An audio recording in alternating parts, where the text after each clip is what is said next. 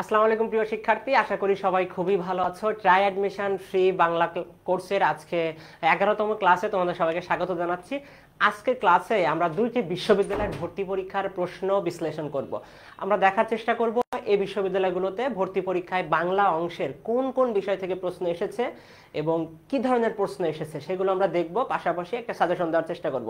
তো আজকের ক্লাসে আমরা কথা বলবো শাহজালাল বিজ্ঞান ও প্রযুক্তি বিশ্ববিদ্যালয়ের মানবিকের ইউনিট নিয়ে এবং হাজী মোহাম্মদ দানেশ বিজ্ঞান ও প্রযুক্তি বিশ্ববিদ্যালয়ের মানবিকের যে প্রশ্নটা আসে ভর্তি পরীক্ষায়, ঠিক কেমন ধরনের প্রশ্ন আসে, কোন কোন টপিক থেকে প্রশ্ন আসে সেটা দেখার চেষ্টা করবো আজকের ক্লাসে। আমরা আর একটা সাজেশন দিব, যে সাজেশন ফলো করলে তোমরা হাজী দানেশ বিজ্ঞান ও প্রযুক্তি বিশ্ববিদ্যালয় এবং শাহজালাল বিজ্ঞান ও প্রযুক্তি বিশ্ববিদ্যালয় খুব ভালো রেজাল্ট করতে পারবা। ওকে, তো আমরা প্রথম আমরা শুরু করব শাহজালাল বিজ্ঞান ও প্রযুক্তি বিশ্ববিদ্যালয়ের এই বছরের প্রশ্ন দিয়ে।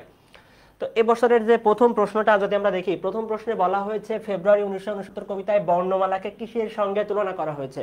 আমরা প্রশ্ন বিশ্লেষণ ক্লাসে প্রতিবারই বলি যে কোনো প্রশ্ন বিশ্লেষণ ক্লাস করতে গেলে প্রতিটা প্রশ্নের আমাদেরকে টপিক আলাদা করতে শিখতে হবে, অর্থাৎ কোন টপিক থেকে প্রশ্ন এসেছে টপিকটা বুঝতে শিখতে হবে, আর টপিকের ঠিক কোন অংশ থেকে প্রশ্ন এসেছে। যেমন এই প্রশ্নটা যদি আমরা দেখি, তাহলে প্রশ্নটা এসেছে আমাদের কবিতা অংশ থেকে। কি থেকে? বোর্ড বইয়ের পদ্য থেকে এসেছে। তো পদ্যের আবার কোন অংশ থেকে এসেছে? পদ্যের যদি আমরা চিন্তা করি, পদ্যের যে মেইন যে লাইনগুলো আছে, অর্থাৎ কবিতার যে লাইন আছে, কবিতার লাইন থেকে কিন্তু প্রশ্নটা এসেছে। কবিতার লাইন, ওকে, কবিতার লাইন থেকে প্রশ্ন এসেছে। যদি কবিতার লাইন তোমার ভালো করে না পড়া থাকে তাহলে কিন্তু তুমি এই প্রশ্নের উত্তর করতে পারবে না। তাহলে আমরা বুঝলাম যে আমাদের এই যে শাহজালাল বিজ্ঞান ও প্রযুক্তি বিশ্ববিদ্যালয় ভর্তি পরীক্ষার ক্ষেত্রে আমাদের প্রতিটা কবিতার লাইন ভালো করে পড়তে হবে। তো প্রশ্ন যেটা বলা হয়েছে, ফেব্রুয়ারি 1969 কবিতায় বর্ণমালাকে কিসের সঙ্গে তুলনা করা হয়েছে? এখানে 4টা অপশন দেওয়া আছে, নক্ষত্র, রক্ত, ফুল, রৌদ্র। কোন অপশনের সাথে তুলনা করা হয়েছে? আসলে আমরা দেখি যে কবিতায় কি বলা ছিল। দেখো, কবিতায় বলা আছে, দেখলাম সালামের হাত থেকে নক্ষত্রের মতো ঝরে অবিরত অবিনাশী বর্ণমালা। তাহলে বর্ণমালাকে কিসের সঙ্গে তুলনা করা হয়েছে? নক্ষত্রের মতো অবিরত অবিনাশী বর্ণমালা। অবিনাশী বর্ণমালা কেন বলা হয়েছে? কারণ কি, বাংলা ভাষাকে, এই বর্ণকে কিন্তু তারা পাকিস্তানিরা কি বিনাশ করতে পারে নাই। ওকে, তাহলে আমরা এখানে কি দেখলাম? সালামের হাত থেকে নক্ষত্রের মতো ঝরে অবিরত অবিনাশী বর্ণমালা। এখন আমরা অপশনগুলো দেখি। অপশনে প্রথম বলা আছে নক্ষত্র, রক্ত, ফুল, রৌদ্র। তাহলে আমাদের বর্ণমালাকে কিসের সঙ্গে তুলনা করা হয়েছে? নক্ষত্রের সাথে। রক্ত হবে না, রক্ত কিছু নাই। ফুলের একটা প্রসঙ্গ আছে, আমরা জানি যে এই কবিতায় কিন্তু ফুলের প্রসঙ্গ এসেছে একবার। কোন জায়গায় এসেছে? শব্দার্থ যদি আমরা দেখি যে সেই ফুল আমাদেরই প্রাণ, এখানে এই ফুল বলতে কিন্তু বাংলা ভাষাকে বোঝানো হয়েছে। এই ধরনের প্রশ্নও কিন্তু আসে এই কবিতা থেকে, যে সেই ফুল বলতে আসলে ফেব্রুয়ারি 1969 কবিতায় কোন বিষয়কে বোঝানো হয়েছে? সেই ফুল বলতে কাকে বোঝানো হয়েছে? বাংলা ভাষাকে। তাহলে দেখলাম আমাদের এখানে সঠিক উত্তর হবে নক্ষত্র, ফুল হবে না, রৌদ্র হবে না। আশা করি ক্লিয়ার। পরবর্তী প্রশ্ন দেখি আমরা। পরবর্তী প্রশ্নে বলা হয়েছে কোন বানানটি শুদ্ধ। কোন বানানটি শুদ্ধ আমাদের এখানে দেখতে হবে। দেখি আমাদের সাথে ফেসবুকে কারা কানেক্টেড আছে। জান্নাতুল মাওয়া উত্তর করেছো একের ক। রিয়াদ, আসসালামু আলাইকুম ভাই। ওয়ালাইকুম আসসালাম। ইয়ানি জাহান, আসসালামু আলাইকুম। ওয়ালাইকুম আসসালাম। আচ্ছা, দ্বিতীয় প্রশ্ন দেখি আমরা। দ্বিতীয় প্রশ্নে বলা হয়েছে কোন বানানটি সঠিক। আমরা দেখো, যে কোনো বিশ্ববিদ্যালয়ে ভর্তি পরীক্ষায় প্রশ্নে আমরা কিন্তু বলি যে শুদ্ধিকরণ থেকে আমাদের প্রশ্ন আসবে।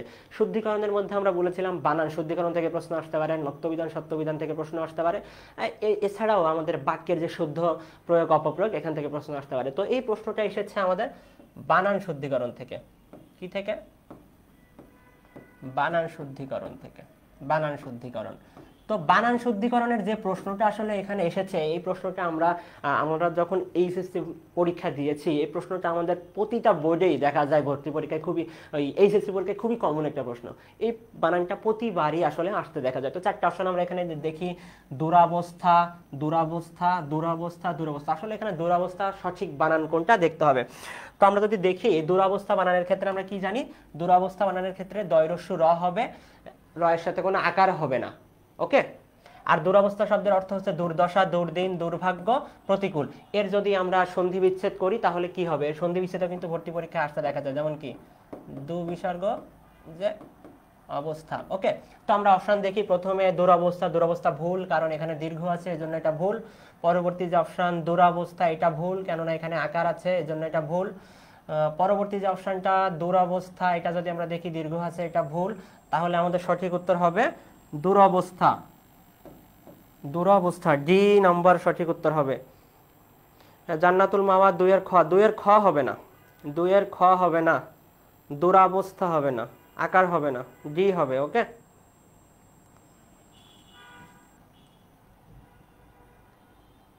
3 নম্বর প্রশ্ন, রবীন্দ্রনাথ ঠাকুর রচিত কাব্য কোনটি? এখানে 4টা অপশন দেওয়া আছে। রবীন্দ্রনাথ ঠাকুরের রচিত কাব্যগ্রন্থ কোনটি? প্রথম যে অপশন দেওয়া আছে শেষের কবিতা। দেখো এই প্রশ্নের টপিকটা আমরা আগে বিশ্লেষণ করি। টপিকটা হচ্ছে কি? কবি ও লেখক পরিচিতি। কবি ও লেখক পরিচিতি। তো কবি ও লেখক পরিচিতির কোন অংশ থেকে এসেছে? কবি ও লেখক পরিচিতির আমাদের যে টেক্সট বইয়ের যে গল্প আছে অপরিচিতা, সেখানে কিন্তু আমাদের রবীন্দ্রনাথের কথা বলা আছে। তো কবি ও লেখক পরিচিতি অংশে আমরা জানি যে তাদের যে বিখ্যাত গ্রন্থগুলো আছে এগুলো কিন্তু আমাদের ভালো করে দেখতে হবে। প্রথম অপশন দেওয়া আছে শেষের কবিতা। আমরা কিন্তু বারবার বলি শেষের কবিতাতে কবিতা লেখা আছে, তারপরে এটা কোনো কাব্যগ্রন্থ না, এটা একটি কি উপন্যাস। শেষের কবিতা কোনো কাব্যগ্রন্থ না, এটা একটি উপন্যাস, সেজন্য এটা বাদ হবে। পরবর্তী অপশন আছে গোরা।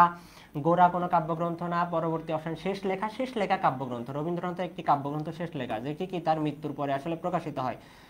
এই যে অপশনটা আছে আমাদের বিসর্জন, বিসর্জনটা হচ্ছে একটি নাটক। ওকে, তাহলে আমাদের সঠিক উত্তর কি হবে? সঠিক উত্তর হবে 3-এর গ। আমাদের জান্নাতুল মাওয়া উত্তর দিয়েছে 3-এর গ। ভাই আমি বিকাশের টাকা পে করছি। ওকে, দেখি আমরা তাহলে শেষের কবিতা কি? উপন্যাস। গোরা উপন্যাস, আর শেষ লেখা কি? একটি কাব্যগ্রন্থ, আর বিসর্জন কি? একটি নাটক। তাহলে আমাদের সঠিক উত্তর কি হবে? শেষ লেখা। এই প্রশ্নটা এসেছে আমাদের কবি ও লেখক পরিচিতির অংশ থেকে। 4 নম্বর প্রশ্ন, কানুন কোন ভাষার শব্দ? আমরা যখন প্রতিটা বিষয়ের প্রশ্ন সলভ করতে গিয়ে কিন্তু আমরা দেখি যে শব্দ থেকে প্রশ্ন আসেই। শব্দ থেকে কি প্রশ্ন আসে? কোন ভাষার শব্দ, আবার কোনটি মৌলিক শব্দ, কোনটি যৌগিক শব্দ, এ ধরনের প্রশ্ন কিন্তু আসে।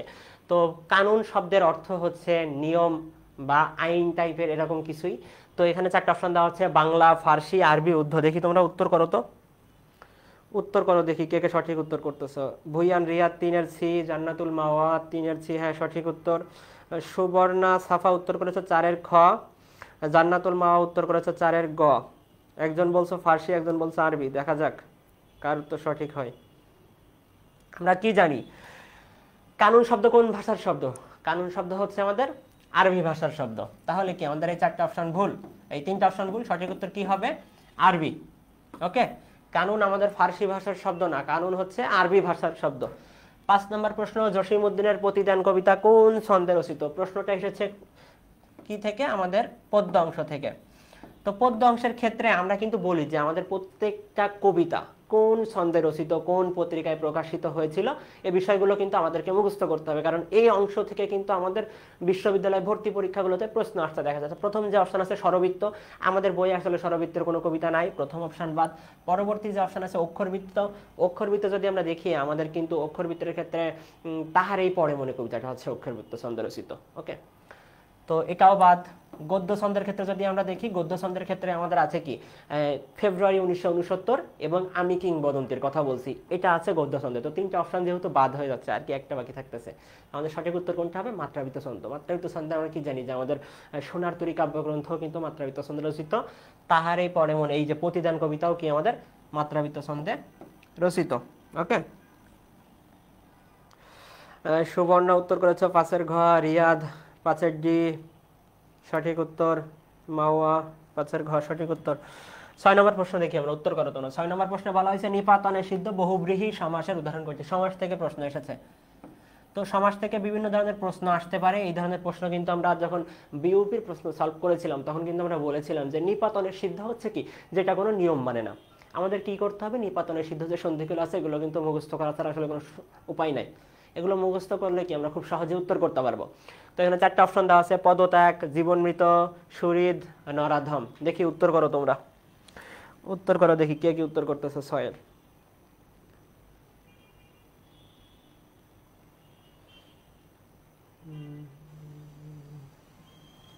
আচ্ছা, তো প্রথম আমাদের এখানে সমাসের ক্ষেত্রে আমরা টপিক কি লিখবো?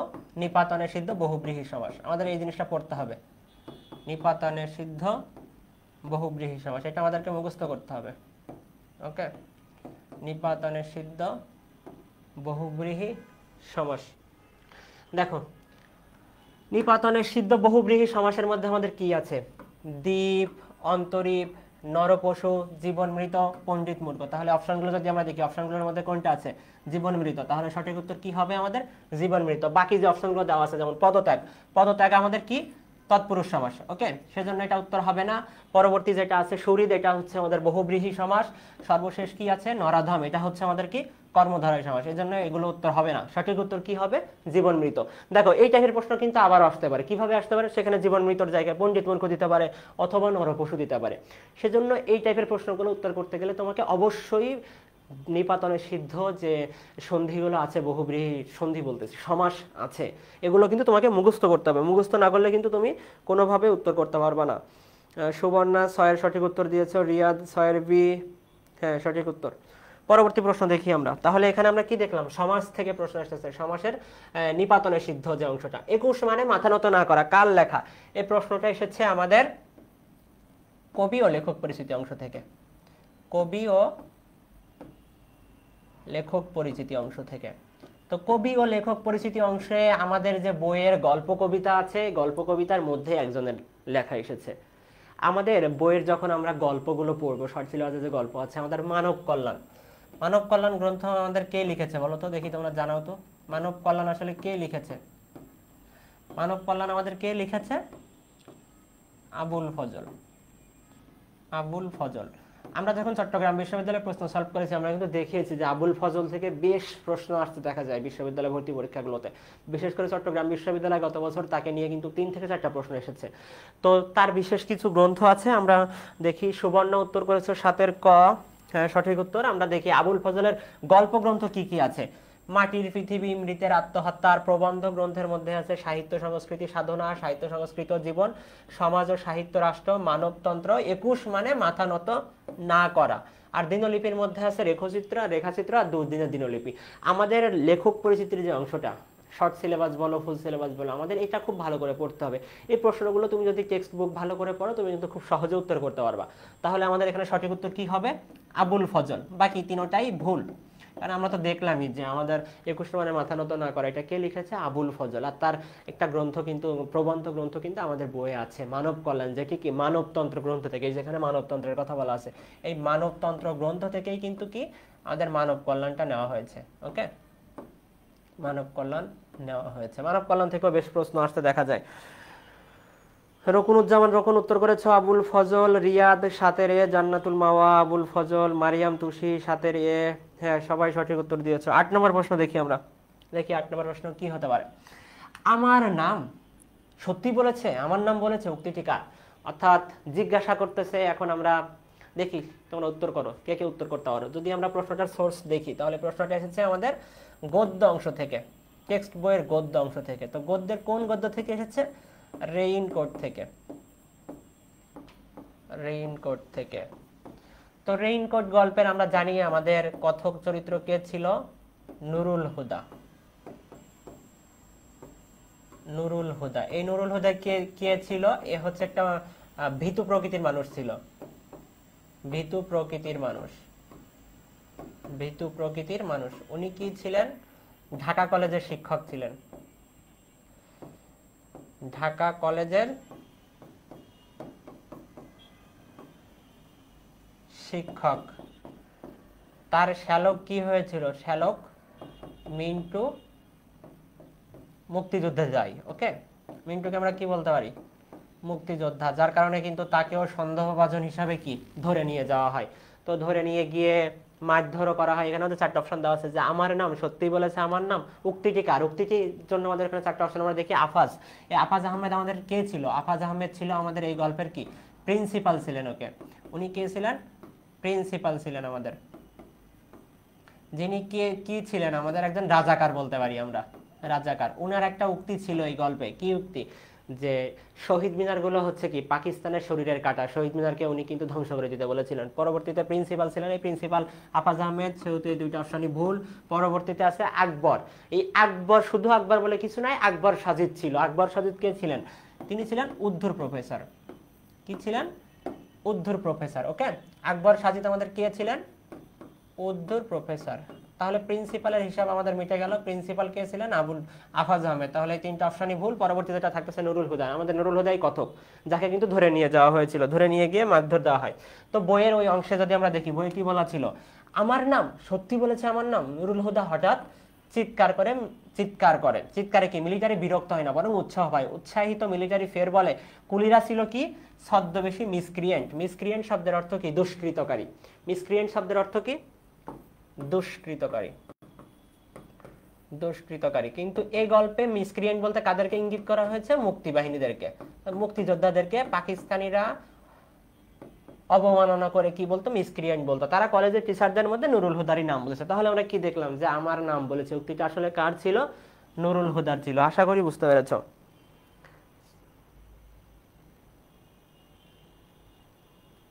জান্নাতুল মাওয়া 8-এর ঘ সঠিক উত্তর দিয়েছো। রিয়াদ, সাফা, মুবাশশিরা মিম, রকুনুজ্জামান কমেন্ট করেছে, স্যার আমার কথাটা একটু শুনুন। তুমি কি কথা বলবো বলো দেখি, তোমার কথাটা একটু শুনি। কি এমন কথা তুমি বলবা বলো। পরবর্তী প্রশ্ন দেখি আমরা। রশ্মি শব্দের কোন উচ্চারণটি প্রমিত? উচ্চারণ আমাদের খুব গুরুত্বপূর্ণ একটা টপিক, যেটা আমাদের এইচএসসি যে সিলেবাসভুক্ত বিষয় ছিল বাংলা ব্যাকরণের প্রথম টপিক কিন্তু উচ্চারণ। উচ্চারণ থেকে কিন্তু আমাদের ভর্তি পরীক্ষায় প্রশ্ন আসে, আমাদের একাডেমিকেও কিন্তু আমরা পড়ে এসেছি উচ্চারণ। তো উচ্চারণের ক্ষেত্রে আমরা কি জানি? যখন আমাদের শব্দের শেষে যখন মফলা যুক্ত হয়, তখন ওই বর্ণটা কি হয়? দ্বিত্ব উচ্চারণ হয়। দ্বিত্ব উচ্চারণ হয়। আর মফলা যুক্ত হওয়ার কারণে কি? একটু আনুনাসিক হয়। আনুনাসিক হওয়ার কারণে কি হয়? চন্দ্রবিন্দু বসে। তো এখানে আমরা দেখি রশ্মি, এটা ভুল, কারণ এটার উচ্চারণ কি হবে? রশ্মি হবে। এটা ভুল কারণ কি? এখানে আনুনাসিক হওয়ার কারণে আমাদের যে চন্দ্রবিন্দু বসার কথা সেটা এখানে বসে নাই, এই কারণে এটা ভুল। এটা ভুল কারণ এটা রশ্মি লিখছে, রশ্মি লিখলে ঠিক হতো। এইটাই সঠিক কারণ কি? এখানে সবগুলো নিয়ম মেনেছে। এই যে বিষয়টা, এই চিহ্নটাকে কি বলা হয়? এই চিহ্নটাকে বলা হয় হর্ষ চিহ্ন বা হলন্ত চিহ্ন। আমরা কি জানি? যেখানে আমাদেরকে কোনো আকার রস্বীকার বা আমাদের কোনো স্বরধ্বনির উচ্চারণ হয় না, সেখানে কি করতে হয়? আমাদের হর্ষ চিহ্ন ব্যবহার করতে হয়। রাইহান সঠিক উত্তর দিয়েছ 9-এর ডি। সুবর্ণা সাপা উত্তর দিয়েছে 9-এর খ। 9-এর খ হবে না, খ হবে না। কেননা হচ্ছে এখানে আনুনাসিক হওয়ার কারণে আমাদের চন্দ্রবিন্দু দিতে হবে, কিন্তু চন্দ্রবিন্দু নাই, এজন্য এটা হবে না।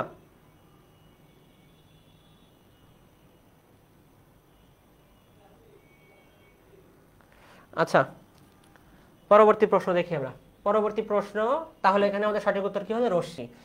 মহার্ঘ শব্দের সমার্থক শব্দ কোনটি? মহার্ঘ শব্দের সমার্থক শব্দ কোনটি? এই প্রশ্নটা এসেছে আমাদের শব্দার্থ অংশ থেকে। শব্দার্থ অংশ। তো এই শব্দার্থ অংশটা কিন্তু আমাদের মূল বইয়ে সরাসরি দেওয়া নেই। মূল বইয়ে কি সরাসরি নেই? সরাসরি নেই। তোমাকে কি করতে হবে? তুমি যদি গল্প ভালো করে পড়ো, গল্প পড়ে বুঝতে হবে। ওকে, তুমি যদি গল্প ভালো করে পড়তে পারো তাহলে কিন্তু তুমি ভালোভাবে এই উত্তর করতে পারবা। গল্প যদি তোমার না পড়া থাকে তাহলে কিন্তু তুমি উত্তর করতে পারবে না। তাহলে এই প্রশ্নটা এসেছে আমাদের গদ্য অংশ থেকে। গদ্যের কোন অংশ থেকে? কোন গদ্য থেকে এসেছে? অপরিচিতা। অপরিচিতায় কি বলা হয়? যে একে যে বরের হাট মহর্ঘ, তাহার উপরে কি ধনুক বাঁধাপন। অপরিচিতা। ওকে, তাহলে আমাদের এই শব্দটা কি দেখি আমরা। সমর্থক শব্দ মহার্ঘ শব্দের অর্থ কি? মহার্ঘ বলতে বোঝায় আমাদের মহামূল্যবান কিছু। ওকে, তো প্রথম যে অপশনটা বলেছে পূজার সামগ্রী, পূজার সামগ্রী হবে না। পূজার সামগ্রী বলতে আমরা এই যে অগ্রবিরোচন এরকম কিছু বুঝি, এটা ভুল। দুর্মূল্য, সহজলভ্য, সহজলভ্য হবে না, কারণ মহার্ঘ মানে কি? যেটা আমরা আসলে সহজে পাই না। ওকে, তাহলে আমাদের সঠিক উত্তর কি হবে? দুর্মূল্য। দেবদান হবে না, এটা ভুল। আশা করি ক্লিয়ার। রিয়াদ উত্তর করেছো 10-এর সি। 10-এর সি হবে না, মহার্ঘ অর্থ হচ্ছে দুর্মূল্য, সহজলভ্য হবে না। জান্নাতুল মাওয়া 10-এর খ সঠিক উত্তর দিয়েছো। তো দুর্মূল্য বলতে আসলে এখানে দেখো আমরা লিখে দিয়েছি, মহার্ঘ শব্দের অর্থ কি? দুর্মূল্য। মহার্ঘ শব্দের অর্থ হলো যা সহজে পাওয়া যায় না। আর তুমি যদি বলো সহজলভ্য, তাহলে কি? পুরো তো বিপরীত শব্দ হয়ে গেল। জিজ্ঞাসা করেছে সমর্থক শব্দ, আর তোমার উত্তর তো তাহলে বিপরীত শব্দ হয়ে গেল। ওকে, পরবর্তী প্রশ্ন দেখি আমরা। মাসি পিসি গল্পে কোন সালের দুর্ভিক্ষের প্রসঙ্গ আছে? মাসি পিসি গল্প যদি আমরা দেখি তাহলে আমরা কি দেখবো? যে আমাদের 1350-এর যে দুর্ভিক্ষে, সে বিষয়টা কিন্তু বলা আছে। তো এটা আমাদের কোন অংশ থেকে প্রশ্ন এসেছে? আমাদের গল্প থেকে প্রশ্ন এসেছে। ওকে, গল্প বা গদ্য অংশ থেকে বলতে পারি আমরা। কত সালের দুর্ভিক্ষের কথা বলা আছে? 1350। 10-এর বি না, 1343 না, হয়নি। 10-এর খ, 10 না। আচ্ছা, আমি বেদুইন, আমি চেঙ্গিস, এখানে চেঙ্গিসের সাথে সংশ্লিষ্ট রাষ্ট্র কোনটি? এই প্রশ্নটা এসেছে আমাদের শব্দার্থ থেকে। কি থেকে? শব্দার্থ থেকে। কোন গল্প বা কবিতার শব্দার্থ থেকে এসেছে? আমাদের পদ্য অংশ থেকে এসেছে। পদ্য অংশ থেকে এসেছে। কোন পদ্য? বিদ্রোহী। বিদ্রোহী থেকে এসেছে। বিদ্রোহীতে কিন্তু এই প্রশ্ন লাইনটা আছে যে আমি বেদুইন, আমি চেঙ্গিস, এখানে চেঙ্গিসের সাথে সংশ্লিষ্ট। আমরা যদি বিদ্রোহী কবিতার শব্দার্থগুলো পড়ি তাহলে ওখানে কিন্তু আমরা দেখতে পাবো যে বিশ্ববিদ্যালয় ভর্তি পরীক্ষায় ওখান থেকে বেশ প্রশ্ন আসতে দেখা যায়, কেননা ওখানে এমন অনেক অনুসর্গ ব্যবহার করা হয়েছে যেগুলো আসলে কিন্তু আমরা অবগত না। দেখি তোমরা সঠিক উত্তর কে কি দিচ্ছ। জান্নাতুল মাওয়া 12 খ।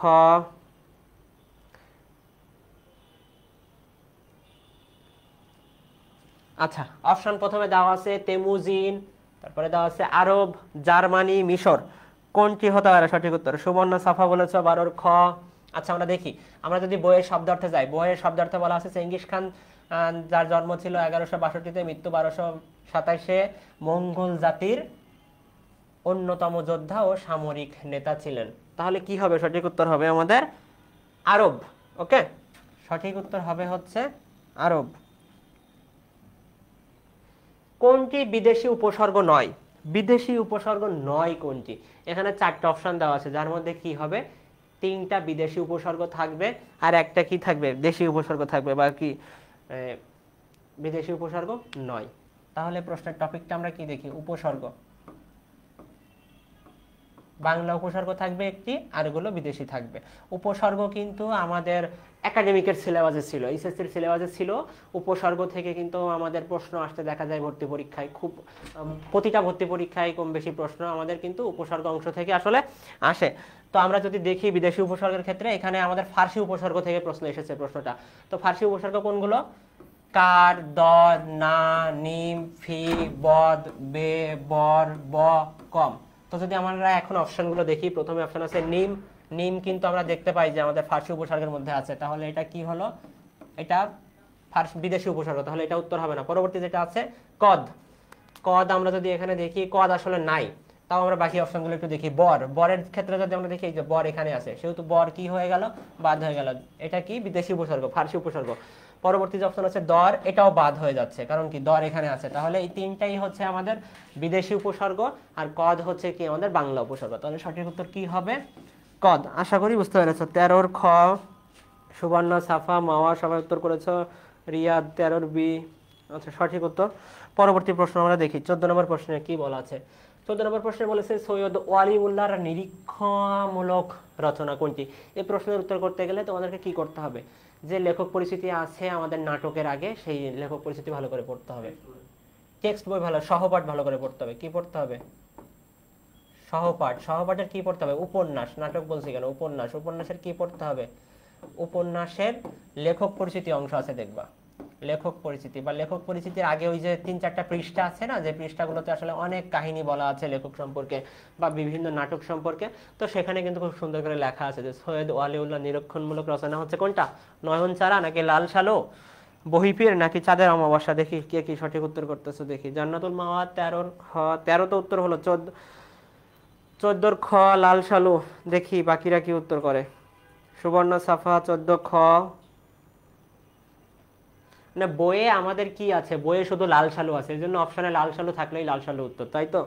তোমরা আসলে ঠিক এভাবে উত্তর করেছো। যেহেতু আমাদের বইয়ে লাল সালু আছে, এখানে অপশনে লাল সালু আছে, সেহেতু উত্তর কি হবে? লাল সালু হবে।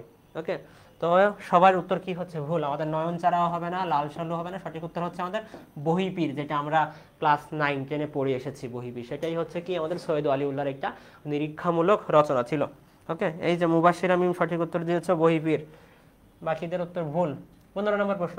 এত মেঘ হলো তবু বৃষ্টি হলো না, এই বাক্যে তবু কোন ধরনের যোজক? এটা যদি আমরা দেখি তাহলে টপিকটা হচ্ছে আমাদের ব্যাকরণিক শব্দ শ্রেণী। ব্যাকরণিক শব্দ শ্রেণী বা পদ প্রকরণ বলতে পারো।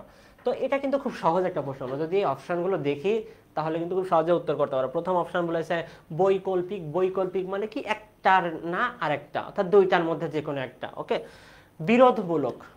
আর অপশন আছে সাপেক্ষ যোজক। সাপেক্ষ কি, যেটা আমরা ওই যে কবিতা পড়ার সময় কিন্তু খুব ভালো করে পড়েছি, সোনার তরী কবিতা যখন পড়েছি, যত তত যাহা তাহা, এগুলো কি সাপেক্ষ সর্বনাম। আর একটা আছে সাধারণ যোজক। ওকে, তো এখানে 4টা অপশনের মধ্যে আমরা যদি এটা ভালো করে দেখি, এত মেঘ হলো তবু বৃষ্টি হলো না। আসলে মেঘ যেহেতু হয়েছে, স্বাভাবিকভাবে কি হওয়া উচিত ছিল, বৃষ্টি হওয়া উচিত ছিল, কিন্তু স্বাভাবিক কাজটা হয়ে কি, স্বাভাবিক কাজটা কিন্তু হলো না, স্বাভাবিক যেটা হওয়া উচিত ছিল সেটা হয় না। তাহলে এখানে কি হয়েছে, এখানে বিরোধমূলক যোজক হয়েছে। তো আমরা একটু দেখি বিরোধমূলক যোজক বিষয়টা কি। দুটি বাক্যের মধ্যে সংযোগ ঘটিয়ে দ্বিতীয়টির সাহায্যে প্রথম বাক্যের বক্তব্যের কি সংশোধন বা বিরোধ নির্দেশ করে। দেখো খুব স্বাভাবিকভাবে আমরা বলি যে মেঘ হলে বৃষ্টি হওয়ার কথা, কিন্তু বৃষ্টি হয় নাই, তাহলে এখানে কি হয়েছে, বিরোধমূলক যোজক। এমন আরো বেশ কয়েকটা বিরোধমূলক যোজক আছে। লোকটি কি ধনী কিন্তু কৃপণ। আমরা কি ভাবি যে ধনী হয়েছে, তাহলে স্বাভাবিকভাবেই তার একটু দয়ালু থাকা উচিত, কিন্তু কি ধনী হলেও লোকটি কৃপণ।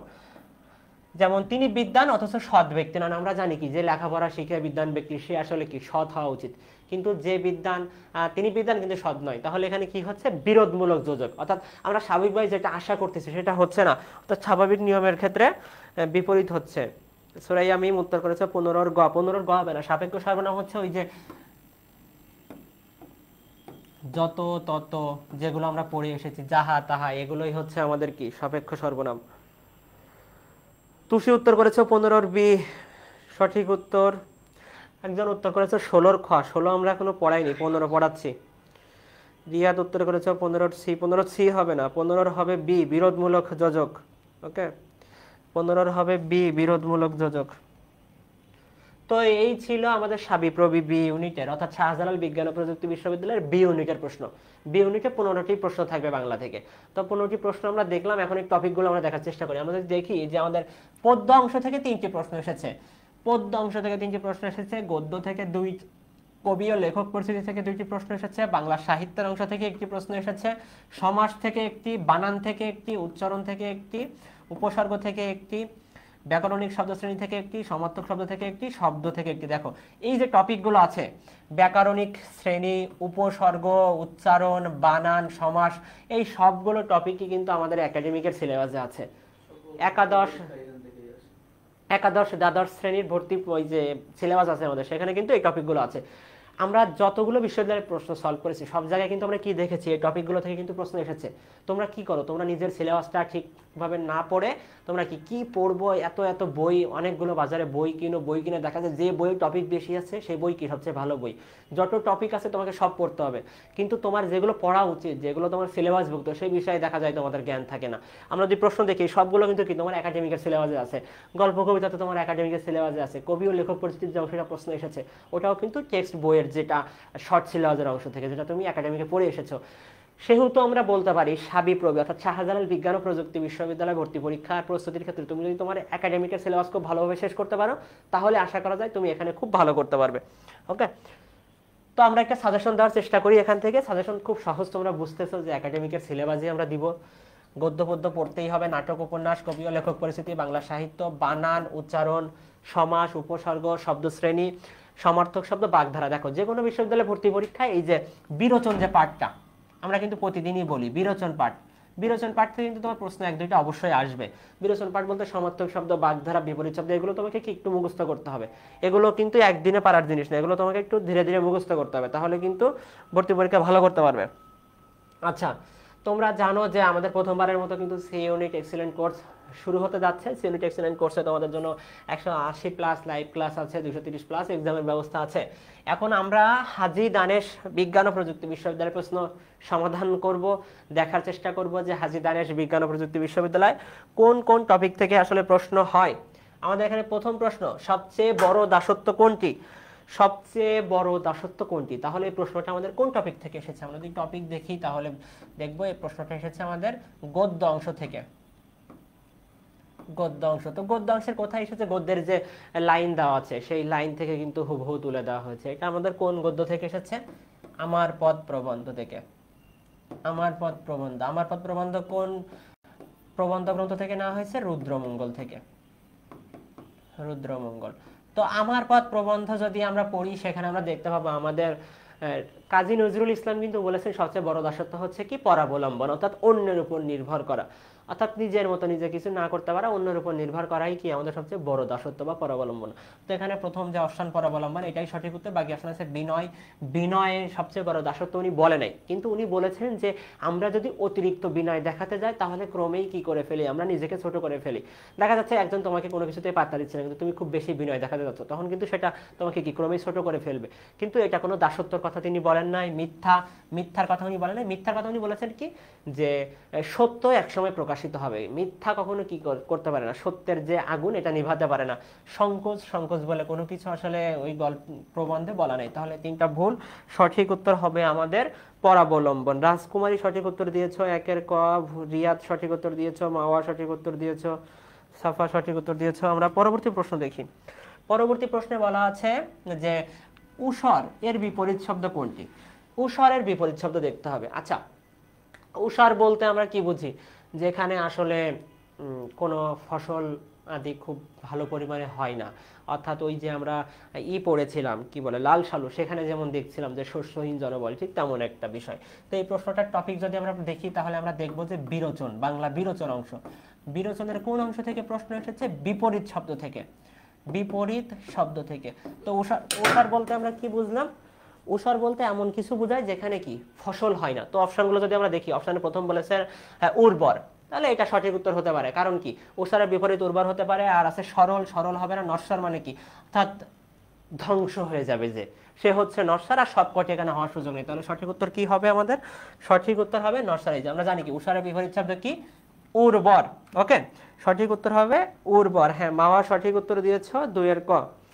আচ্ছা, তাহলে এই টপিকটা হচ্ছে কি আমাদের বাংলা বিরোচন অংশ।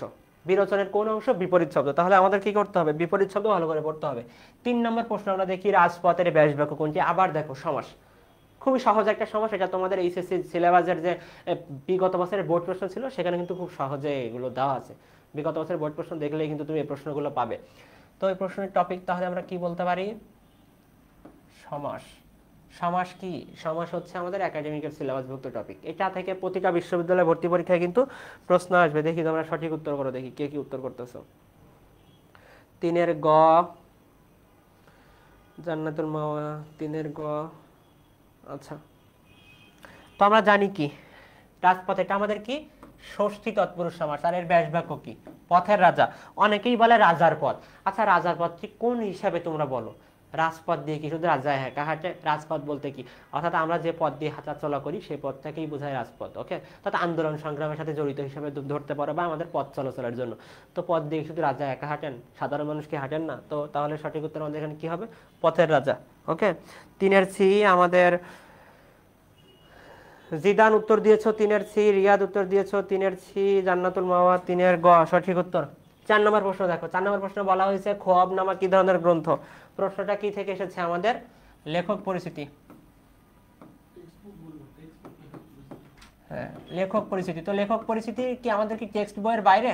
টেক্সট বইয়ের যে গদ্য আছে সেই গদ্যের অংশ থেকে কিন্তু এসেছে। অর্থাৎ গদ্যে যে কথা বলা আছে লেখক পরিচিতিতে, সেই থেকে এসেছে। আমাদের কোন গদ্য থেকে এসেছে? এটা এসেছে আমাদের রেইনকোট থেকে।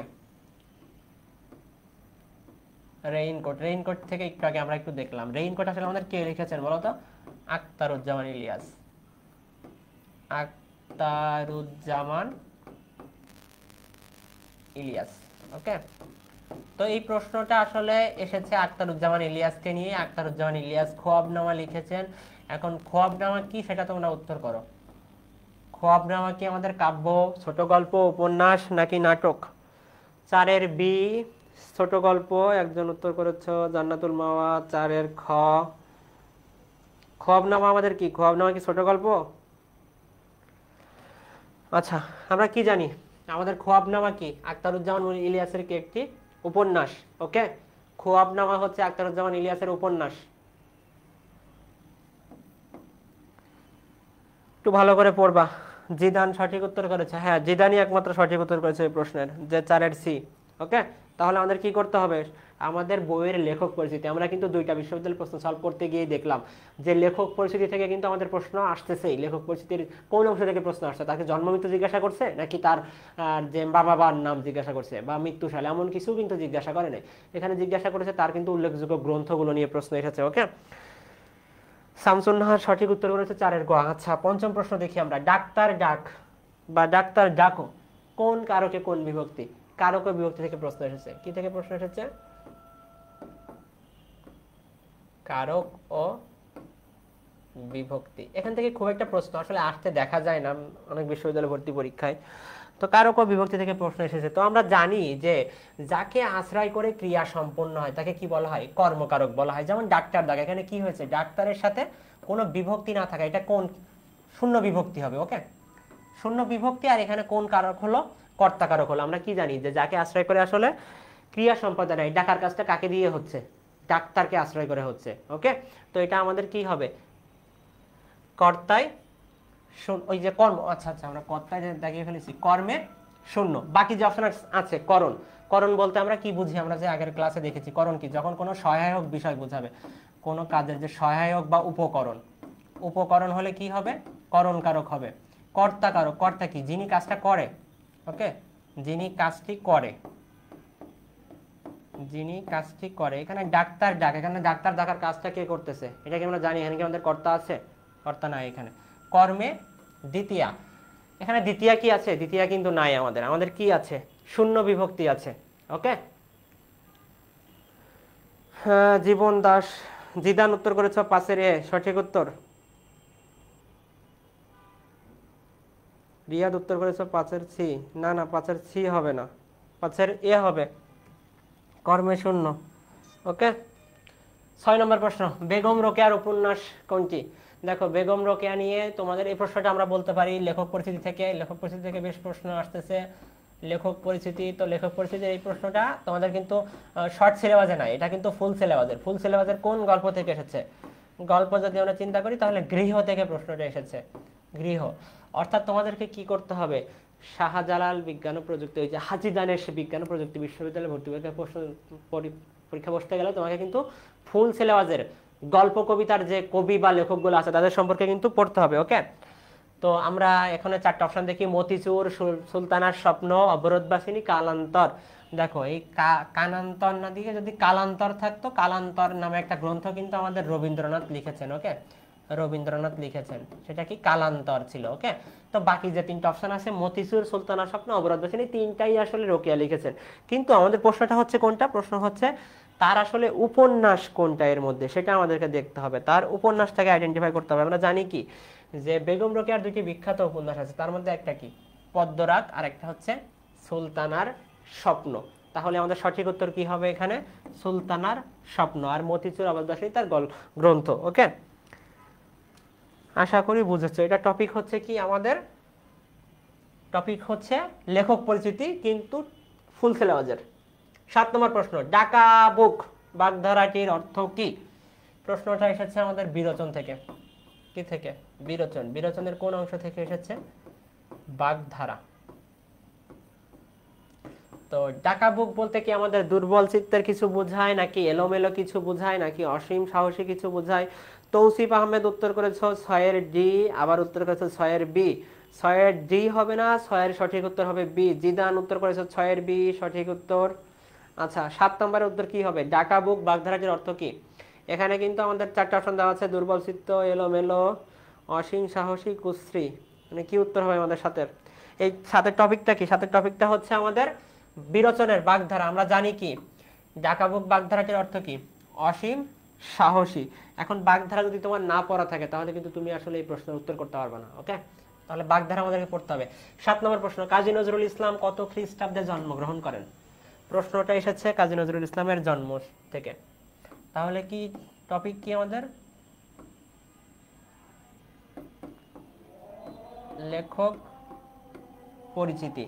তো লেখক পরিচিতির কোন বিষয়টা থেকে প্রশ্ন এসেছে? লেখক পরিচিতি যদি আমরা দেখি যে আমাদের লেখক পরিচিতিতে টেক্সট বইয়ের যে গল্প আছে আমাদের, আমরা সবার কমেন্ট আসলে টুকটাক দেখতেছি। বি সি, হ্যাঁ সঠিক উত্তর।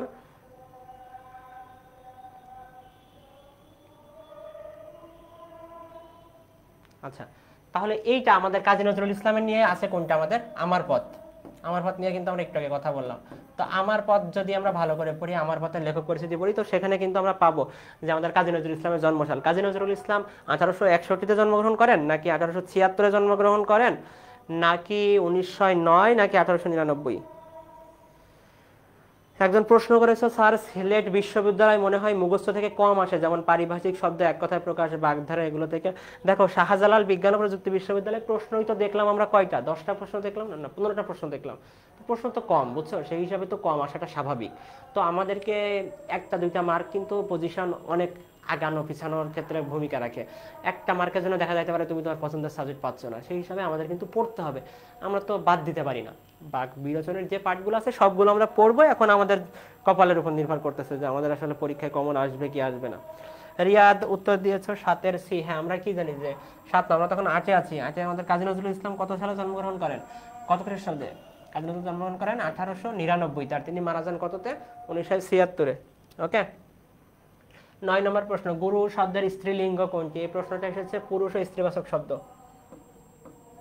পুরুষ ও স্ত্রীবাচক শব্দ, পুরুষ ও স্ত্রীবাচক শব্দ। এখান থেকে আমাদের আসলে খুব একটা বেশি প্রশ্ন আসতে দেখা যায় না, খুবই কম প্রশ্ন আসে আমাদের এখান থেকে, খুব বেশি প্রশ্ন আমরা এখান থেকে দেখি না। তাও এই টপিকটা আমাদেরকে পড়তে হবে। শামসুন নাহার উত্তর করেছে 8-এর সি। হ্যাঁ, 8-এর সঠিক উত্তর। আচ্ছা, তো আমরা কি জানি যে গুরু এর স্ত্রীলিঙ্গ কোনটি?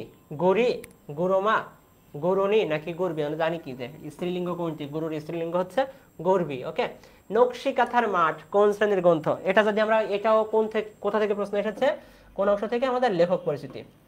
লেখক পরিচিতি। ওকে, লেখক পরিচিতি। তো কোন কবিতা বা গল্প? এটা এসেছে কি আমাদের কবিতা, বা আমরা কি বলতে পারি পদ্য থেকে। তো পদ্য কার পদ্য? প্রতিদান। এটা কার? জসীমউদ্দিনের। ওকে, জসীম উদ্দিন। তো জসীমউদ্দিনের যদি কবি পরিচিতি আমরা পড়ি, সেখানে কিন্তু আমরা তার নকশিকাঁথার মাঠ সম্পর্কে ভালো করে জানতে পারবো। নকশিকাঁথার মাঠ নিয়ে আগে বেশ কয়েকবার কথা বলেছি, নাটক বলতেছি কেন, নকশিকাঁথার মাঠ এটা কি উপন্যাস, নাটক, কাব্য, নাকি ছোট গল্প? এর নায়ক নায়িকা নিয়ে কথা বলেছি, অনেক বিস্তারিত কথা কিন্তু আসলে এটা নিয়ে বলা হয়েছে। জসীমউদ্দিনের নকশিকাঁথার মাঠ এটা কি ছিল? আমরা আমাদের দেখি, আমাদের অনেকে উত্তর করতেছো। মাওয়া উত্তর করছে 10-এর গ। রিয়াদ উত্তর করেছে 10-এর সি। হ্যাঁ, আমাদের সঠিক উত্তর কি হবে? নকশিকাঁথার মাঠ হচ্ছে কি আমাদের একটি কাব্যগ্রন্থ, আমাদের একটি কাব্যগ্রন্থ। কার কাব্যগ্রন্থ? জসীমউদ্দিনের। ওকে। জিদান সঠিক উত্তর করেছো। 11 নম্বর প্রশ্ন, কোনটি তৎসম উপসর্গ? আমরা একটু আগে দেখলাম কিন্তু যে আমাদের উপসর্গ থেকে একটা প্রশ্ন এসেছে। কি প্রশ্ন এসেছিল সেখানে? সেখানে ছিল যে কোনটি বিদেশি উপসর্গ নয়, সেখানে একটা বাংলা উপসর্গ ছিল। আর এখানে আমাদের কি কোনটি তৎসম উপসর্গ? তো তাহলে টপিক আমরা কি দেখতে পাই? টপিক হচ্ছে আমাদের উপসর্গ। উপসর্গ কিন্তু আমরা একাডেমিকের সিলেবাসভুক্ত একটা টপিক, আমরা একাডেমিকের সিলেবাসে কিন্তু পড়ে এসেছি উপসর্গ। উপসর্গ থেকে কিন্তু আমাদের একাডেমিকে প্রশ্ন আসে, আমরা পড়ি। তো উপসর্গগুলো আমাদের মুখস্থ করার চেষ্টা করতে হবে, কারণ এখান থেকে প্রশ্ন আসবে। এখন তোমার যদি মুখস্থ না থাকে তাহলে কিন্তু তুমি আসলে উত্তর করতে পারবে না। তো আমরা যদি তৎসম উপসর্গের দিকে তাকাই, আমরা জানি কি তৎসম উপসর্গ 20টি। তার মধ্যে কি কি আছে? প্র, পরা, অপ, সম, নি, অনু, অব, নির, দূর, বি, অধি, সু, উত, পরি, প্রতি, অতি, আপ, অভি, উপ, আ। এখন আমাদের অপশনে দেখতে হবে যে অপশনে তৎসম উপসর্গের মধ্যে কোনটা আছে। প্রথম অপশন আছে লা। লা বলে কিছু আসলে এখানে নাই, লা বাদ। পরবর্তী যেটা আছে বে, বে বলেও আমরা এখানে কিছু দেখলাম না, বে তাহলে বাদ। গড়, গড় বলেও কিছু এখানে নাই। ওকে, তাহলে আমাদের এখানে আছে কি প্রথম অপশন পর, প্রো। প্রো কিন্তু আমাদের এই যে প্রথমেই আছে, তাহলে আমাদের সঠিক উত্তর কি হবে? প্রো। ওকে, তাহলে তৎসম উপসর্গ কোনটি? প্রো। সঠিক উত্তর কি হবে আমাদের? প্রথমটা। এটা আমাদের কি আরবি উপসর্গ, এটা আমাদের কি আরবি উপসর্গ, এটা কি আমাদের ফার্সি উপসর্গ। ওকে, সবগুলো উপসর্গ কিন্তু আমাদের জানতে হবে ভালো করে, না হলে কিন্তু আমরা উত্তর করতে পারবো না। জিদান উত্তর করেছে 11-এর এ সঠিক উত্তর। মারিয়াম তুষি 11-এর এ। লাকি 11-এর এ সঠিক উত্তর। রিয়াদ 11-এর এ সঠিক উত্তর। জান্নাতুল মাওয়া 11-এর এ সঠিক উত্তর। গুড, তোমরা তো খুব ভালো পড়াশোনা করো। পরবর্তী প্রশ্ন দেখো, শুদ্ধ শব্দ কোনটি? এই বানানটা তোমরা যখন একাডেমিকের বিগত বছরের প্রশ্ন দেখো, এমন কোনো বোর্ড প্রশ্ন নাই যেখানে আসলে এই বানানটা থাকে না। মুমূর্ষ বানানটা খুবই আসে পরীক্ষায়, পরীক্ষা দিলেই কিন্তু আমরা দেখি যে বানানটা আমরা আসে। তাহলে এখানে টপিক আমরা কি লিখব? শুদ্ধিকরণ। ওকে, শুদ্ধিকরণ। তো শুদ্ধিকরণের ক্ষেত্রে আমরা কি, আমরা জানি যে আমাদের একাডেমিকের সিলেবাসভুক্ত টপিক কিন্তু এটা, যে বানান শুদ্ধিকরণ। ওকে, তো মুমূর্ষ বানানে আমরা কি জানি, যে রস্যু হবে, দীর্ঘ হবে, রস্যু হবে। প্রথম রস্যু, তারপর একটা দীর্ঘ, তারপরে আবার কি রস্যু। তাহলে আমরা প্রথম দেখি, রস্যু আছে, পরেরটা কি দীর্ঘ হবে, এটা ভুল, এখানে ভুল। রস্যু দীর্ঘ, শেষে রস্যু হবে, এটা নাই, এটা ভুল। রস্যু দীর্ঘ রস্যু, তাহলে কি এটা সঠিক উত্তর। দীর্ঘ, এটা ভুল। তাহলে কি হলো আমাদের, বাকি তিনটা ভুল, সঠিক উত্তর সি নাম্বার।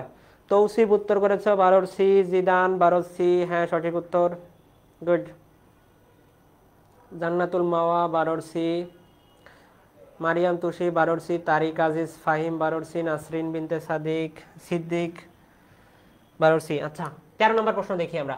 তাহারেই পরে মনে কবিতায় কবি কাকে ভুলতে পারে না? প্রশ্নটা এসেছে কি থেকে আমাদের?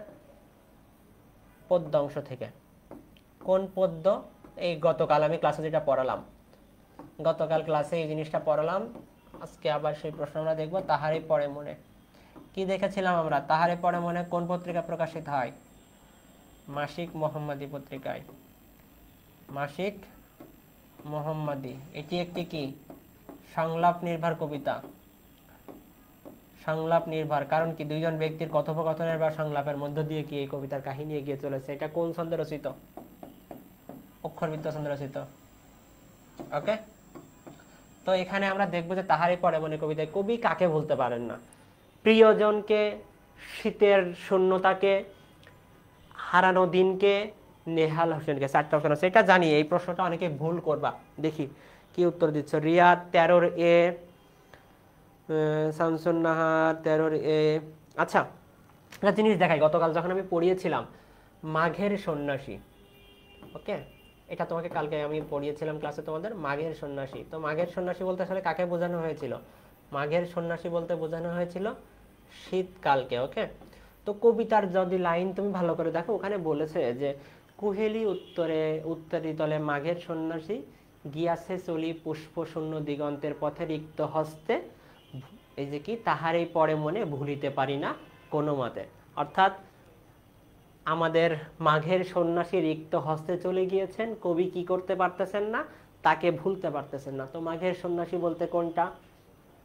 শীত ঋতু। আর রিক্ততা মানে কি হাহাকার বা শূন্যতা। তাহলে কবি কাকে ভুলতে পারতেছেন না? সঠিক উত্তর আমাদের কি হবে? শীতের শূন্যতাকে। আশা করি যে বুঝতে পেরেছ। ওকে, বুঝতে না পারলে বলো। আশা করি বুঝতে পেরেছ। আমরা গতকাল কিন্তু ক্লাসে দেখেছি মাঘের সন্ন্যাসী বলতে কি বোঝানো হয়েছিল? শীতকালকে। কবিতা কিন্তু খুব সুন্দর করে দেওয়া আছে যে কি কুহেলি উত্তরীম তলে মাঘের সন্ন্যাসী গিয়াছে চলি পুষ্প শূন্য দিগন্তের পথে, তাহারে পরে মনে কি ভুলিতে পারি না কোনো মতে। অর্থাৎ কাকে মনে পড়তেছে? মাঘের সন্ন্যাসীকে। আর মাঘের সন্ন্যাসী কি হয়েছে? রিক্ত হস্তে চলে গেছে। তাহলে সঠিক উত্তর কি হবে? শীতের শূন্যতা। লাকি এখনো উত্তর করতেছে 13 এ। এত করে বুঝালাম 13 বি, তারপরেও যদি 13 এ উত্তর। যারা প্রিয়জন বলেছে, আসলে প্রিয়জন হবে না এটা, বুঝছো? প্রিয়জন কখন বুঝতেছো তুমি পাঠ পরিস্থিতি পড়লে, কিন্তু কবিতার লাইন তোমাকে আগে দেখতে হবে। কবিতার লাইনে আসলে যে টপিকটা ডিরেক্ট উল্লেখ করা আছে সেটা তুমি তো ব্যাখ্যাতে যাইতে পারবে না, কবিতার লাইনে উত্তর আছে। ওকে, সঠিক বানান কোনটি? এটাও কি থেকে প্রশ্ন এসেছে আমাদের? বানান থেকে প্রশ্ন এসেছে। বানান, তাহলে কি টপিকটা কি? শুদ্ধিকরণ। বারবার কিন্তু আমরা বলতেছি যে আমাদের টপিক থেকে প্রশ্ন আসে। টপিক থেকে প্রশ্ন বলতে এই এইচএসসির যে টপিক আমাদের বানান শুদ্ধিকরণ, সে টপিক থেকে কিন্তু আমাদের প্রশ্ন আসে। আমাদের অনেকে সঠিক উত্তর করতেছ, দেখি। তাহলে আমরা কি বুঝলাম? যে বানান থেকে কিন্তু আমাদের প্রশ্ন আসবে। ওকে, বানান থেকে প্রশ্ন আসবে। বানান আমাদের একাডেমিকে আমরা পড়ে এসেছি, বানান আমাদেরকে ভালো করে পড়তে হবে। দেখি এটা কি, শামসুন লাকি 14 দেখি কে কি উত্তর করো। 14 উত্তর দেখো, প্রথম যে শব্দটা আছে মরিচিকা, তারপরে মরিচিকা, সবগুলো মরিচিকা, অর্থাৎ এখানে মরিচিকা বানানটা এসেছে। মরিচিকা বানানটা কিন্তু আমরা একাডেমিকে আমাদের খুব আসে। আমরা কি জানি যে মরিচিকা বানানে কি হয়? আমাদের একটা দীর্ঘিকার হয় আর একটা রস্যিকার হয়। প্রথমটা দীর্ঘিকার হয়, পরেরটা কি রস্যিকার হয়। এখন আমরা দেখি, প্রথমটাই রস্যিকার আছে, ভুল। প্রথমটায় দীর্ঘিকার আছে, হ্যাঁ এটুক ঠিক। পরেরটা রস্বীকার হবে নাই, এটা ভুল। প্রথমটা রস্বীকার আছে, এখানে ভুল। কারণ কি আমরা কি দেখছি যে প্রথমে দীর্ঘি পরে রস্যি, মরীচিকা প্রথমটা দীর্ঘি আছে পরেরটা রস্যি আছে, তাহলে সঠিক উত্তর কি হবে? সঠিক উত্তর হবে আমাদের ডি নাম্বার। ওকে, সঠিক উত্তর হবে আমাদের ডি নাম্বার।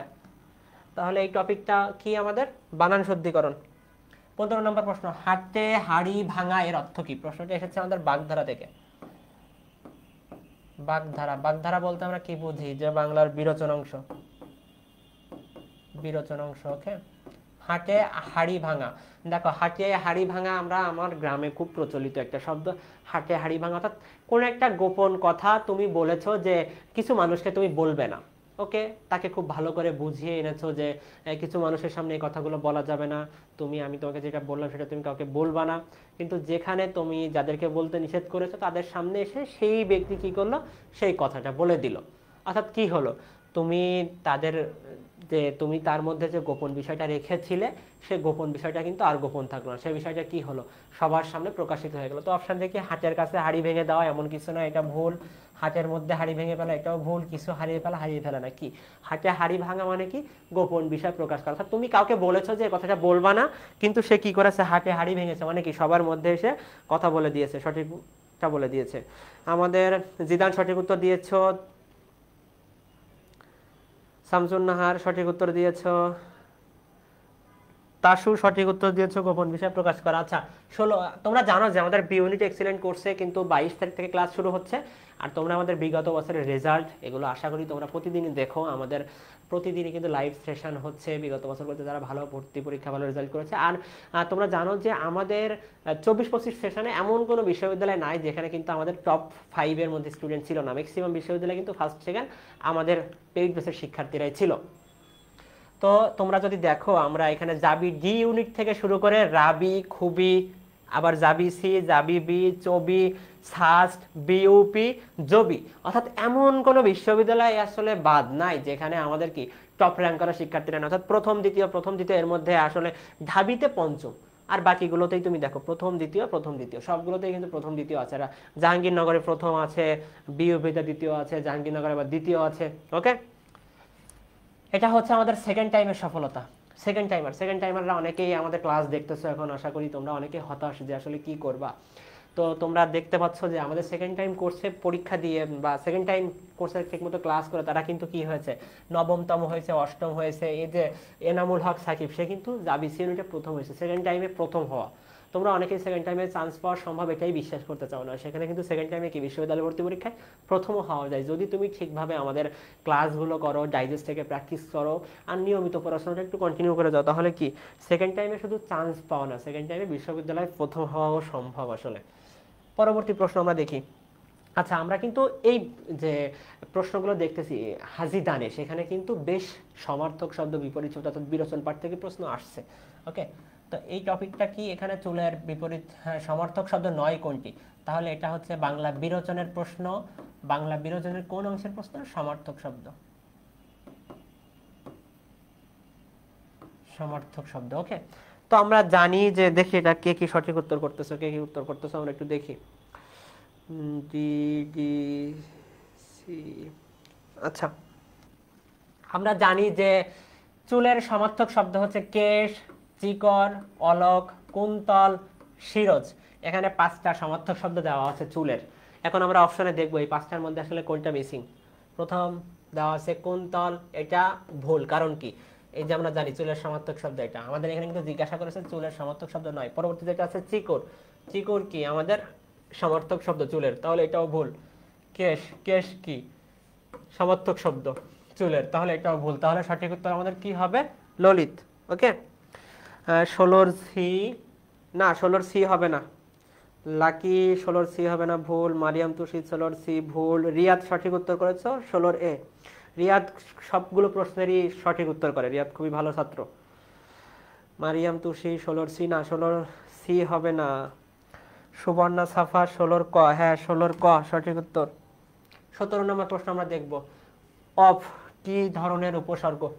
তার কি থেকে প্রশ্ন এসেছে আমাদের? উপসর্গ। উপসর্গ কি আমাদের সিলেবাসভুক্ত বিষয়। দেখি উত্তর করো। উপসর্গ নিয়ে কিন্তু বেশ কথা বললাম, এখন দেখি তোমরা উত্তর করো।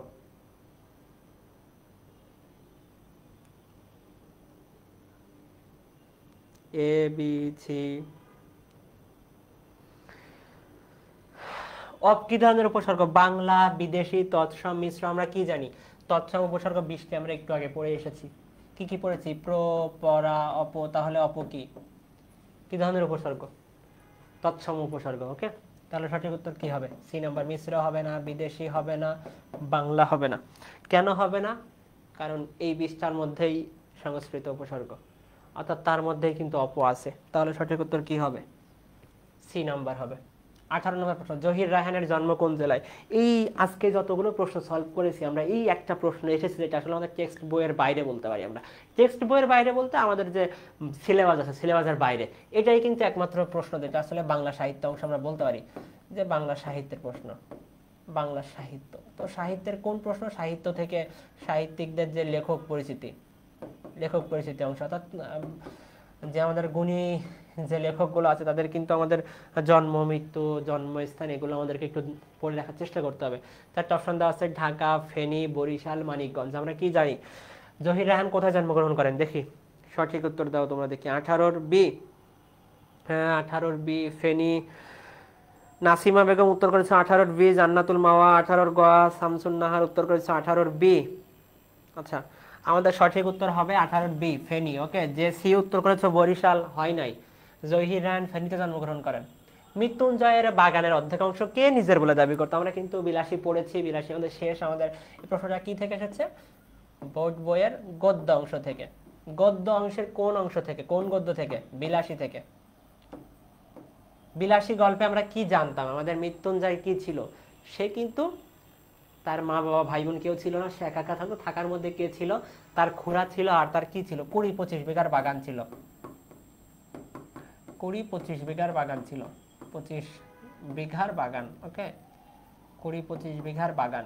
কিন্তু এই বাগানও তার খুড়া কি বলতো?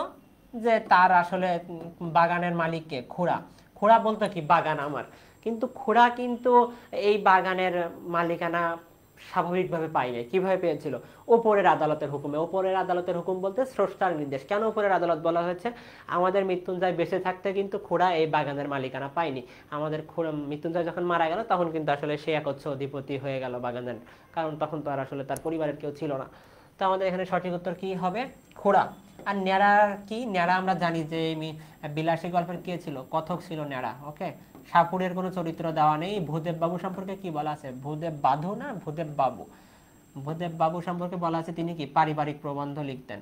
পারিবারিক প্রবন্ধ হলো কি? পারিবারিক প্রবন্ধ হচ্ছে আমাদের হিন্দু ধর্মের যে কুসংস্কারগুলো তৎকালীন সমাজে বিদ্যমান ছিল, সেই কুসংস্কারকে তোয়াক্কা না করে আমাদের আধুনিক সমাজ গড়ে তোলার যে একটা প্রত্যাশা, সেগুলো তার এই কবি লেখাগুলোতে ফুটে উঠেছে।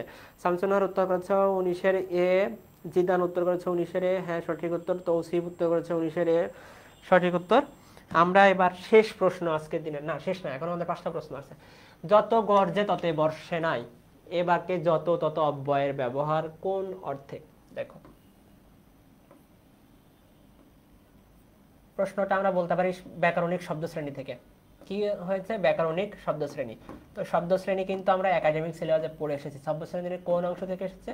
অব্যয় থেকে এসেছে। ওকে, তা আমরা যত গর্জে তত বর্ষে না, এখানে যত তত আসলে কি বোঝাচ্ছে? পরিণাম বোঝাচ্ছে, তুলনা বোঝাচ্ছে, কার্যকারণ বোঝাচ্ছে, উপসংহার বোঝাচ্ছে। দেখো, তুমি খুব পরীক্ষায় খুব ভালো পড়াশোনা করে, ওই যে পরীক্ষার আগে খুব ভালো পড়াশোনা করেছো মনে করো, কিন্তু কোনো কারণে তুমি পরীক্ষায় ভালো করতে পারো নাই, তাহলে আমরা তখন বলবো যে আসলে সে যত পড়াশোনা করেছিল না কেন তত কিন্তু ভালো করতে পারে নাই। তাহলে আমরা কি করতেছি? তোমার ভালো ফলাফলের সাথে তোমার পড়াকে তুলনা করতেছি, যে স্বাভাবিকভাবে সে পড়াশোনা অনেক ভালো করেছিল কিন্তু সেই তুলনায় তার রেজাল্টটা কিন্তু ভালো হয় নাই।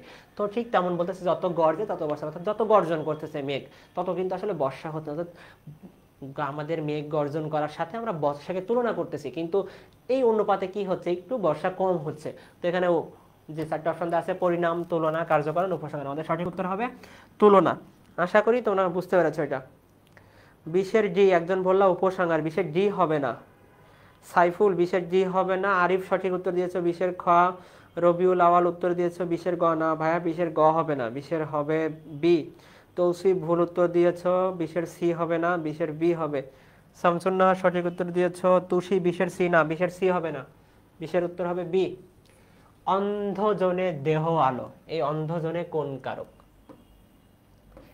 এই বিশ্ববিদ্যালয় ভর্তি পরীক্ষায় কিন্তু আমরা দেখলাম কারক থেকে 2টা প্রশ্ন এসেছে। আমরা জানি যে কারকের ক্ষেত্রে একটা কারক আছে যেটা কি আমাদের রবীন্দ্রনাথ কিন্তু স্বীকার করতেন না, রবীন্দ্রনাথ অস্বীকার করেছেন একটা কারককে, রবীন্দ্রনাথ একটা কারককে স্বীকার করতেন না, সেটা আমাদের কোন কারক? সম্প্রদান কারক। সম্প্রদান কারক, সম্প্রদান কারকটা কি ছিল? আমাদের কাউকে সত্য ত্যাগ করে আমরা যে কোনো কিছু দান করে দিচ্ছি বা উৎসর্গ করতেছি, সেটা হচ্ছে কি আমাদের সম্প্রদান কারক। তো অন্ধজনের দেহ হলে এটা আমাদের কোন কারক হবে? এটা হবে আমাদের সম্প্রদান কারক। 21-এর সি রিয়াদ সঠিক উত্তর দিয়েছে, গুড। পরবর্তী প্রশ্ন, আমার পদ প্রবন্ধের মূল উপজীব্য কি? আমার পদ থেকে বেশ প্রশ্ন এসেছে আমরা জানি, তাহলে আমাদের এই টপিক আমরা কি বলতে পারি? টপিক বলতে পারি গদ্য। গদ্য ভালো করে লিখি, গদ্য। কোন গদ্য? আমার পদ। আমার পদ কোন প্রবন্ধ গ্রন্থে প্রকাশিত হয়েছে বলতে পারবা? রুদ্রমঙ্গল। ওকে, তো আমার পদ প্রবন্ধের মূল উপজীব্য আসলে কি ছিল? আত্মবিশ্বাস জাগ্রত করা সমাজতন্ত্র। দেখো, সমাজতন্ত্র নিয়ে আসলে কিছু বলা হয় নাই, শোষণের বিরুদ্ধে প্রতিবাদ, এরকম কিছু আসলে প্রতিবাদের ভাবধারাও খুব একটা বেশি বলা হয় নাই, বা সাম্যবাদও না। এখানে আমাদের কি ছিল? আত্মবিশ্বাস জাগ্রত করা ছিল নাকি? একজন বলছে এরপরে কয়টার সময় লাইভ ক্লাস অনুষ্ঠিত হবে? Demo class. দেখো, আমাদের প্রতিদিনই 3টা সাবজেক্টের উপরে ক্লাস হচ্ছে, জানা 25 দিনের ক্লাস, আজকে 10ম দিন চলছে। আমাদের সকালে ক্লাস হয়, সন্ধ্যায় ক্লাস হয় এই মাগরিবের পরে, আর হচ্ছে রাতে 9টা কিংবা 10টা যে কোনো টাইমে ক্লাস হয়। ট্রাই অ্যাডমিশনে তোমরা জানো যে আমরা টানা 25 দিন বাংলা, ইংরেজি এবং জিকের 25 দিনের ক্লাস হচ্ছে তোমাদের। তো এই ক্লাসগুলোর উদ্দেশ্য হচ্ছে তোমাকে ধারণা দেওয়া বিশ্ববিদ্যালয় ভর্তি পরীক্ষায় আসলে কোন টপিকগুলো থেকে প্রশ্ন আসে, কোন টপিকের কোন অংশ থেকে প্রশ্ন আসে, কোন অংশগুলো আমাদেরকে আসলে ভালো করে পড়তে হয়। ওকে, কোন অংশগুলো ভালো করে পড়তে হয়। আচ্ছা, তাহলে আমার পথের মূল বিষয় কি ছিল? আমার পথের মূল বিষয় ছিল আমাদের আত্মবিশ্বাস জাগ্রত করা। ওকে, আমার পথের মূল বিষয় ছিল আত্মবিশ্বাস জাগ্রত করা। 23 নম্বর প্রশ্ন, মেকি শব্দের অর্থ কি? মেকি শব্দের অর্থ কি? এই প্রশ্নটা কি শব্দ অর্থ থেকে এসেছে? কিসের শব্দ অর্থ? টেক্সট বইয়ের, অর্থাৎ কি বইয়ের যে গল্প আছে, গল্পের শব্দ অর্থ। গল্পের শব্দ অর্থ থেকে এসেছে। আমাদের সঠিক উত্তর কি? মেকি শব্দের অর্থ কি? মিথ্যা বা ভণ্ডামি। তাহলে কি সত্য অপশন ভুল, সততা ভুল, সঠিক উত্তর আমাদের কি হবে? মিথ্যা। ওকে, সঠিক উত্তর হবে মিথ্যা। অনেকেই সঠিক উত্তর করেছে। শামসুন নাহার 22-এর এ, 22 আমরা তখন 23 দেখছি। নাসরিন বিনতে সিদ্দিক 23-এর সি, হ্যাঁ 23-এর সঠিক উত্তর দিয়েছো তুমি। রিয়াদ সঠিক উত্তর দিয়েছো 23-এর। মনি সঠিক উত্তর দিয়েছো 23-এর। 24 নম্বর প্রশ্ন দেখি আমরা, স্কুল থেকে স্কুল, প্রীতি থেকে প্রীতি, এ ধরনের পরিবর্তনকে কি বলে? এই প্রশ্নটা এসেছে আমাদের ধ্বনি পরিবর্তন থেকে। কি থেকে এসেছে? ধ্বনি পরিবর্তন। ওকে, ধ্বনি পরিবর্তন। দেখো, খুব সহজ, খুব সহজ একটা প্রশ্ন। দেখো, প্রথমে বলেছিল কি আমাদের? স্কুল।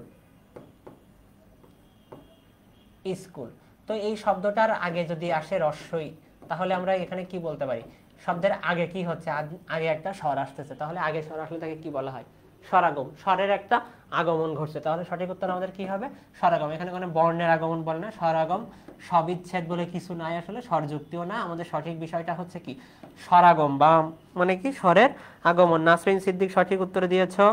ভুইয়ান রিয়াদ সঠিক উত্তর দিয়েছ। তানিশা ইসলাম সারা 24-এর খ। 24-এর খ হবে না, সবিচ্ছেদ তুমি আসলে কোথায় পড়লা? 24-এর সঠিক উত্তর হবে ঘ। একদম শেষ প্রশ্ন আজকে দিনের আমাদের, প্রতিদান কবিতায় কবি পৃথিবীকে কিভাবে সুন্দর করতে চেয়েছেন? প্রতিদান কবিতায় কবি আসলে পৃথিবীকে কিভাবে সুন্দর করতে চেয়েছেন? আচ্ছা, প্রশ্নটা এসেছে কি থেকে আমাদের? প্রতিদান। প্রতিদান আমাদের কি ছিল? প্রতিদানের কোন অংশ থেকে এসেছে? প্রতিদানের আমাদের পাঠ পরিচিতি অংশ থেকে। পাঠ পরিচিতি। আমরা যদি পাঠ পরিচিতি অংশ ভালো করে পড়ি তাহলে কিন্তু খুব সহজে এখান থেকে উত্তর করতে পারবো। আমরা যদি পাঠ পরিচিতি না পড়ি তাহলে কিন্তু আমরা প্রশ্নের উত্তর করতে পারবো না। তো পাঠ পরিচিতি দেখি আমরা যে প্রতিদান কবিতায় কিন্তু আমাদের কবির মূল লক্ষ্য কি ছিল? কবি কিন্তু বোঝাতে চেয়েছেন যে তাকে তোমরা যতই ব্যথা দাও না কেন, যতই তাকে কষ্ট দাও না কেন, সে কিন্তু তোমাদের কি করবে না, কোনো তোমাদের প্রতিদানে তোমাদের সাথে খারাপ আচরণ করবে না, তোমাকে সবসময় কি করবে, ভালো ব্যবহার করবে। অর্থাৎ তুমি তাকে ব্যথা দিলেও সে তোমাকে কি করবে, ভালো কথা শোনাবে। ওকে, তাহলে এখানে যে অপশনগুলো আছে, অনিষ্টকারীর উপকার করে, অনিষ্টকারীর অনিষ্ট করে, দেখো আমাদের এটা ভুল, অনিষ্টকারীর অনিষ্ট বলে না, সে কি বলেছে যে অনিষ্টকারীর অনিষ্ট না করে, অনিষ্টকারীর অনিষ্ট না করে ক্ষমা করে দেওয়ার কথা বলেছেন। ওকে, ক্ষমা করে দেওয়া। তো প্রথম অপশনটা আমাদের ভুল, কারণ এখানে কি বলেছেন, অনিষ্টকারীর অনিষ্ট করা, তিনি কাউর অনিষ্ট করতে চান নাই, একটা প্রতিশোধ নিয়ে, প্রতিশোধের কথা উনি বলেন নাই, কোনোটি নয়। তাহলে এখানে সঠিক উত্তর কি হবে, অনিষ্টকারীর উপকার। সঠিক উত্তর আমাদের 2 নম্বর। তো এই ছিল আমাদের হাজী দানেশ বিজ্ঞান ও প্রযুক্তি বিশ্ববিদ্যালয় ভর্তি পরীক্ষার 23-24-25 যে প্রশ্ন এসেছে আমরা দেখলাম। তোমরা জানো যে আমাদের কোর্সে ভর্তি হওয়ার পরে তোমাদের কিন্তু বাংলা, ইংরেজি ও সাধারণ জ্ঞানের ডাইজেস্ট দেওয়া হবে। তো ডাইজেস্টের বিষয়টা হচ্ছে এখানে তোমাদের বিগত বছরের যত প্রশ্ন এসেছে বিশ্ববিদ্যালয় ভর্তি পরীক্ষায় সবগুলো এখানে যুক্ত করা আছে, পাশাপাশি তোমাদের প্র্যাকটিসের জন্য হিউজ প্রশ্ন আছে।